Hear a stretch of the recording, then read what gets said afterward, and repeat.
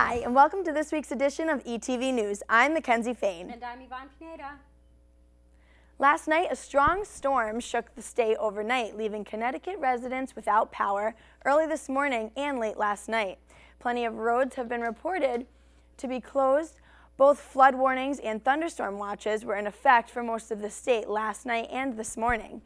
While it is reported that the worst of the storm is over, during the peak of the storm, there were close to 80,000 customers without power between Eversource and United Illuminating Company. Damages from the storm were also reported throughout the state as some trees brought down power lines. Early Thursday morning, both employers and customers were evacuated out of the Buckland Hills Mall in Manchester with reports of carbon monoxide. The Manchester Fire Department and Connecticut Natural Gas responded to the call and arrived at the mall at around 9 a.m. Officials said that the gas seemed to be coming from the Barnes & Noble bookstore, but is still not determined as to where it was coming from. Crews later determined that there was an extremely high level of carbon monoxide coming from the restaurant nearby. Drivers, be careful of inclement weather. The snow this past weekend caused a water main break on Memorial Drive near High Street. The intersection closed for a few hours while repairs were made. These kinds of events are common in freezing temperatures as the water pipes can freeze over and burst. The incident proved especially problematic for commuters who were forced to take a longer route. We may not have an official weather report for you here at ETV, but here's a glimpse on this week's predictions. No snow, but big, loud thunderstorms and heavy showers are coming up. Be safe, Eastern. Between now and March 12th, MCC on Main will be holding an art exhibit in their art gallery to show off the works of aspiring artists. MCC on Main is located at 903 Main Street in Manchester as an extension of Manchester Community College. MCC on Main functions as a joint conference center and exhibition gallery. The exhibition currently focuses on displays on digital art and design. It is one of the 5 shows that will be held at MCC this year. A number of other exhibits are currently being showcased alongside the digital artworks, including sculptures, paintings, and various types of handmade artifacts. All artwork is for sale and in addition to being with display, with all proceeds going to the artists. Eastern's Asian Cultural Society made the front page of Willimantic's The Chronicle for their spectacular Lunar New Year event in the Stew Cafe last Thursday, which attracted 80 people, among them families with young children. It seems like the dragon dance, kung fu, and wushu performances, delicious Asian food, and the loads of prizes given away were too good to pass up. The club also took a trip to Yukon this past Saturday for Asian Night, where performances from Yukon's various Asian organizations performed song and dance routines. Upcoming events include a Holi celebration and an event called Sushi Madness, where students can come by and make their own sushi.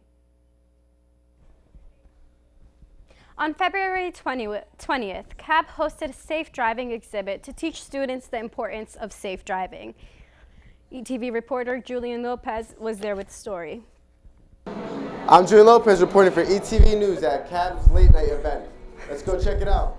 On Saturday, February 20th at 7 p.m., CAB hosted the late night drive safe event. Students participated in a distracted driving simulator. CAB weekend coordinator Ryan Lavallee discusses CAB's efforts for educating on a serious topic. What we've been finding is that the best way to educate people, just in any sense, is when you teach them while they're having fun. So no one wants to just come and be told 50 times that you shouldn't drink, you shouldn't text and drive. No one wants that. What they want is to be entertained. CAB hosted an educational game show for students to learn more about the seriousness and danger in distracted driving. Student Justin Stainard, a participant in CAB's event, discusses what he learned. I learned that even just looking down for a split second, you can go about maybe 50 yards without knowing what's going on. Seems like students had a great time at CAB's event. Ryan Lavallee speaks on future events. So our next big event for the weekend program is going to be called A Weekend of Mad Science. It's hosted by the Other Weekends coordinator, my coworker Peter. So basically what it's going to be is students get to be scientists for a day, so it kind of ties in with teaching them about all sorts of various things, and they get to have a lot of fun while they're doing it. Reporting for ETV News, I'm Julian Lopez. Drive safe out there, Eastern. Thank you, Julian. Glad to see that Eastern is concerned with the safety of its students. On February 20th, international pop star Taylor Swift helped UConn students exceed their fundraising goals for Husky-thon. Swift donated $1,989, which reflected the name of her Grammy-winning album. The donation was made on behalf of a UConn student and longtime devoted fan of Swift's, Igor Lensvex. Lensvex said he first got Swift's attention through a Taylor Swift fan page when Swift followed him for a year. Students danced all night to raise money for the Children's Miracle Network and Connecticut Children's Medical Center. Husky-thon members raised over $700,000, which exceeded last year's donations of $560,000. Every month, Eastern brings in comedians for a stand-up to lighten the mood here at Eastern.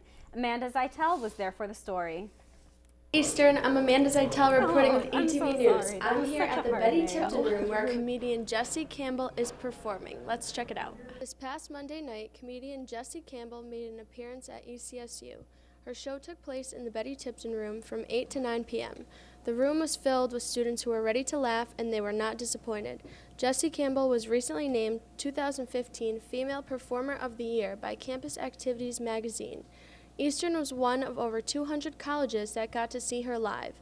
On top of the performance, there was food and a raffle. After the show, we chatted with CAB event coordinator Peter Garcia.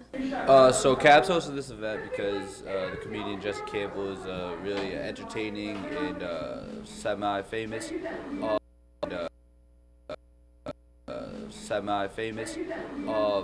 we have a bunch of events coming up in the future. This Saturday will be the weekend of Mad Science. We'll have a hypnotist, an auction bar, and tons of other cool activities for the students to do. Another great event hosted by CAB. The show was a hit and everybody was cracking up. I'm Amanda Zeitel reporting with ETV News, and I'll see you next time. Thank you, Amanda. It looked like Jesse was a real hit. We're going to take a quick break, but we'll be right back with Stephanie Alvarez and this week's editorial.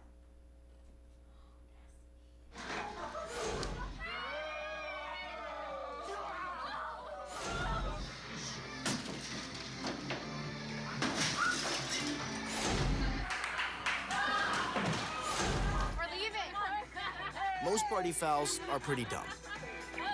But if you decide to drink and drive underage, you could lose your license and your freedom. Underage drinking and driving. The ultimate party foul. I dare you. I dare you to change the world. Yeah, you. Getting that college education. I dare you to be somebody important. Like be a teacher or a reality TV star. I dare you to stand up here. To call the shots. To be a role model. An inspiration. An innovator. To be a teacher. Think you can change my life? Make me excited about science like you. Have a career that really means something? Then do it. I dare you.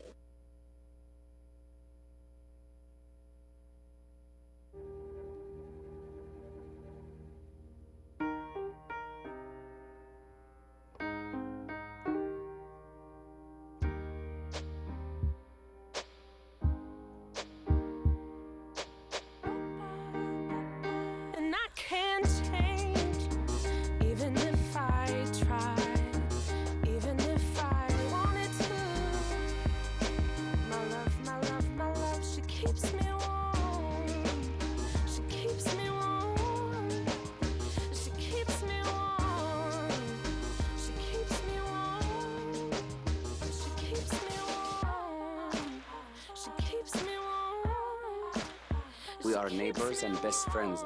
I love my sister. My heart doesn't see race. Love is love. Our family is no less than any other family.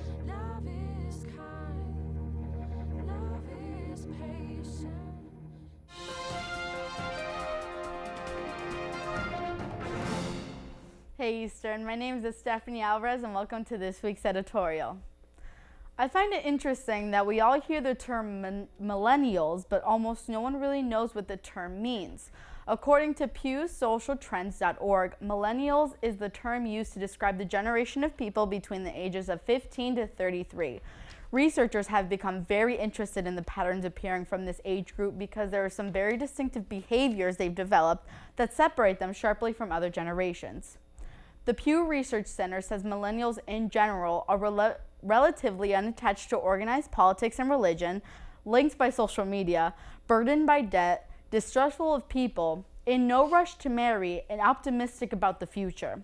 They're also America's most racially diverse generation. In all of these dimensions, they're different from today's older generations. And in many, they're also different from older adults back when they were the age millennials are now. Some 43% of millennial adults are non-white, the highest percentage of any generation. About half of newborns in America today are non-white, and the Census Bureau projects that the full U.S. population will be majority non-white sometime around 2043. The racial makeup of today's young adults is one of the key factors in explaining their political liberalism. This generation stood out in the past 2 presidential elections as strikingly Democratic. According to national exit polls, the young-old partisan voting gaps in 2008 and 2012 were among the largest in the modern era, with millennials far more supportive than older generations of Barack Obama. This generation's religious views and behaviors are quite different from older age groups as well. Not only are they less likely than older generations to be affiliated with any religion, they're also less likely to say they believe in God. While some critics argue that in general, adults of all ages have become less attached to political and religious institutions in the past decade, there is one thing that continues to separate millennials: technology. Millennials are credited with launching this social phenomenon and are called digital natives as a result, since they have been the only generation that hasn't had to adapt to it. They created it and grew up with it. They also have taken the lead in seizing on the new platforms of the digital era, the internet, mobile technology, social media, to construct personalized networks of friends and colleagues. Millennials are also the first in the modern era to have higher levels of student loan debt, poverty, and unemployment, and lower levels of wealth and personal income than their 2 immediate predecessor generation, Gen Xers, your parents, and Boomers, your grandparents, had at the same age. However, at the same time, fully a third of older millennials have a 4-year college degree or more, making them the best educated group of young adults in American history.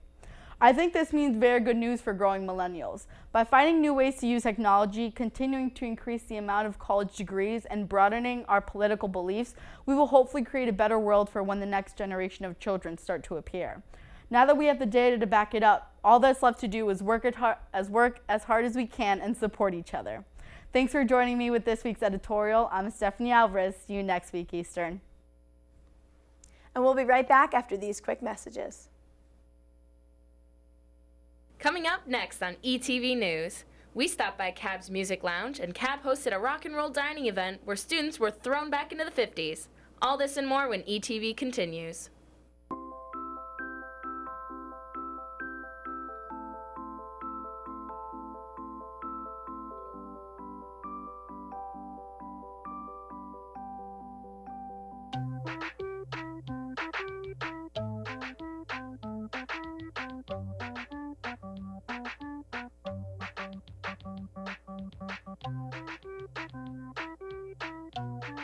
Start a story. Adopt at theshelterpetproject.org. They told me a bottle couldn't dream. That I would never become a superhero.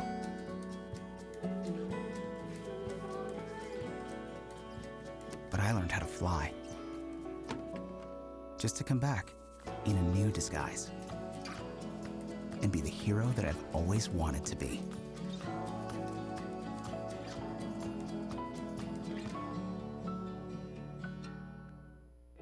As an American, it's hard to hear that we have a serious hunger issue in our country.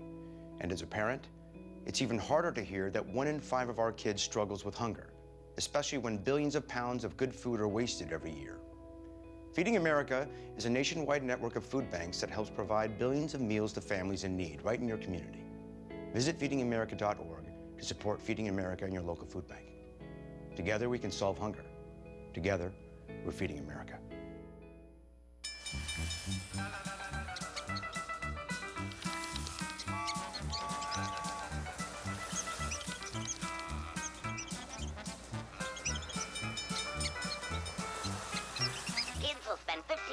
watching online videos like this one. Brushing for 2 minutes now can save your child from severe tooth pain later. 2 minutes twice a day. They have the time.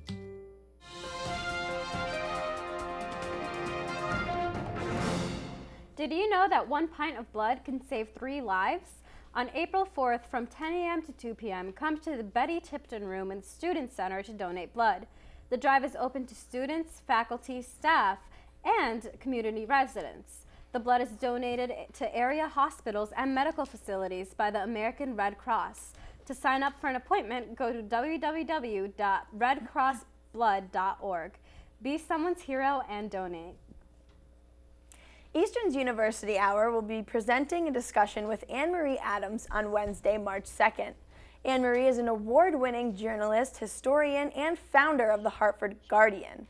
Her visit during the University Hour will be to talk about the nexus of race, gender, and education in Connecticut, and how it all played a part to shape the civil rights movement.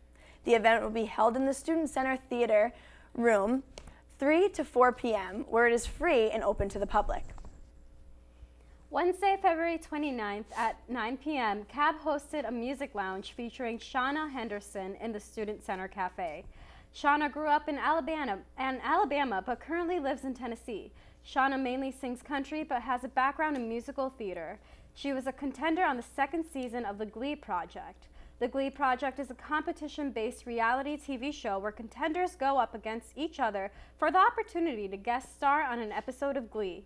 Shana's set consisted of original material featuring some covers. We spoke to Shana Henderson.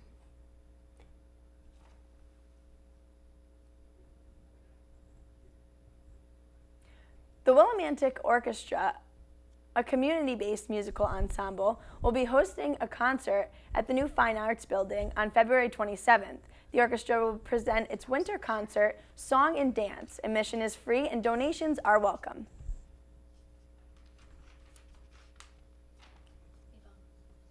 CAB hosted a 50s diner-themed event for students to reenact what life was like in the 50s. ETV's Amanda Zeitel was there with the story. Hey guys, I'm Amanda Zeitel reporting with ETV News. I'm here in the Student Center where CAB is hosting the Rock and Roll Diner. Let's check it out. Wednesday, February 24th, CAB hosted the Rock and Roll Diner in the Stew. The event went on from 11 a.m. to 1 p.m. The Stew was crowded. There was live music that everyone was singing along to. There was also a rock and roll themed background where students could take pictures with their friends with different props. There was a wide variety of tasty foods such as tater tots, fried chicken, and sliders. And I can't forget about the root beer floats. Caught up with one of the CAB event coordinators to get his input on the Rock and Roll Diner. The drinks, the root beer floats, they're great. I'm having so much fun here. It's been a really great experience. The event was a hit. Everybody enjoyed the food and the music. For ETV News, I'm Amanda Zeitel, and that's all for this time. Thank you, Amanda. Looked like a very fun experience. Now we'll be hosting a discussion group, The Bold Truths, covering different feminist issues such as race, class, gender, sexuality, etc. Come learn and participate in this empowering event in the J. Eugene Smith Library, Room 204, on Wednesday, March 2nd from 7 to 9 p.m. Join CAB in the Student Center for the Weekend of Mad Science event of Saturday, February 27th from 9 till midnight. This event will have a hypnotist, an oxygen bar, and a make-your-own volcano station, a photo booth, and most of all, food. We're going to take another quick break, but we'll be right back with Julian Lopez and his sports update. Coming up next on ETV News, a recap of the men and women's LEC basketball tournament, and we sat down with the head coach of men's lacrosse to talk about their upcoming season. Hey, look, it's those guys. Are you good to drive? I'm fine. How many did you have? I should be fine. You should be. You go and step out of the vehicle for me? See ya, buddy. Good luck. So turns out, buzz driving and drunk driving, they're the same thing, and it costs around $10,000. So not worth it.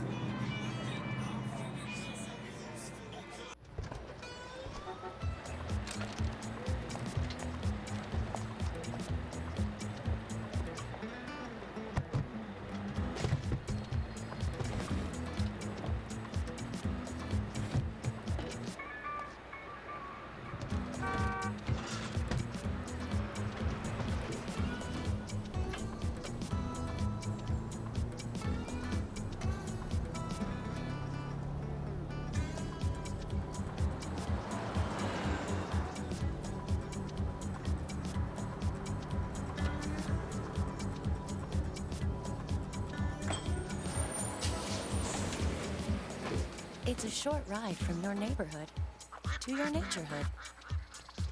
Find fun activities to do, like boating and biking, or camping and hiking, plus much more.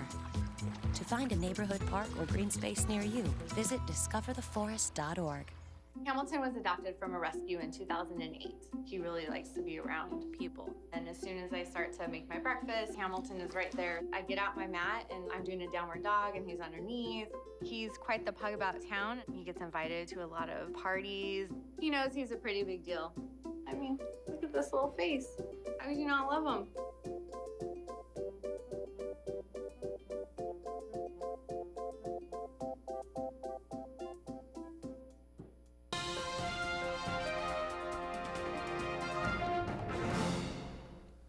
Lopez with this week's sports update.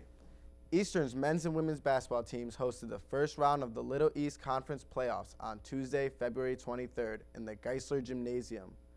Both teams were successful in winning and moving into the semifinal round of the 2016 Little East Conference basketball tournament. The tournament will be hosted this weekend.